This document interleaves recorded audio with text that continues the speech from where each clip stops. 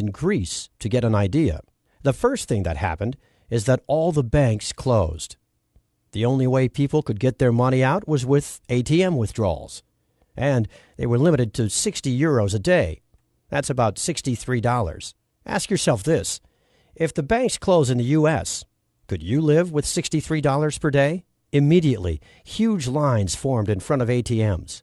People waited in the scorching heat for hours to get a tiny fraction of their savings and deposits out. 17% of the Greek population is currently unable to meet their daily needs for food. Approximately 30% are living below the poverty line.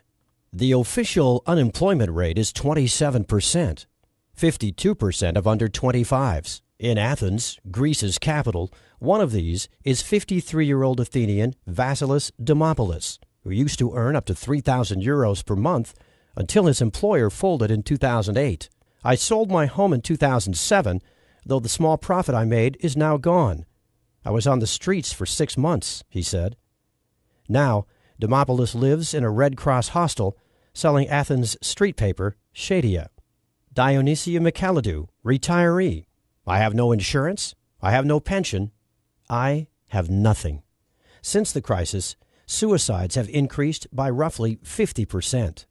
Emmy Christoulis, daughter of suicide victim. If one Greek was to take up a Kalashnikov, I would be the second. I find no other solution than that of a dignified exit before I begin searching through the garbage for my food.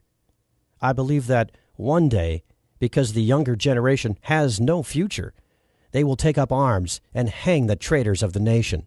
Keep in mind that Greece received bailouts in 2015, and yet this is the situation there. Who will be able to bail out the world's largest economy? No one. The crisis brought by the collapse of the too-big-to-fail banks will be global, and it will dwarf anything the world has ever seen. Personally, I expect that everything that happened in Greece will happen in the U.S., but on a much greater scale, and the impacts will be far worse.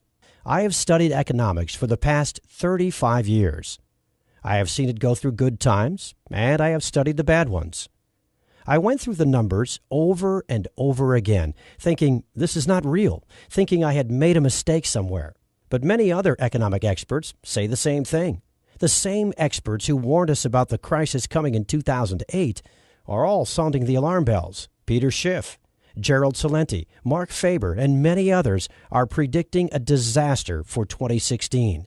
To be completely honest with you, I'm afraid for my future and the future of my family. I knew I had to do something to prepare for the worst economic crisis in our lifetime.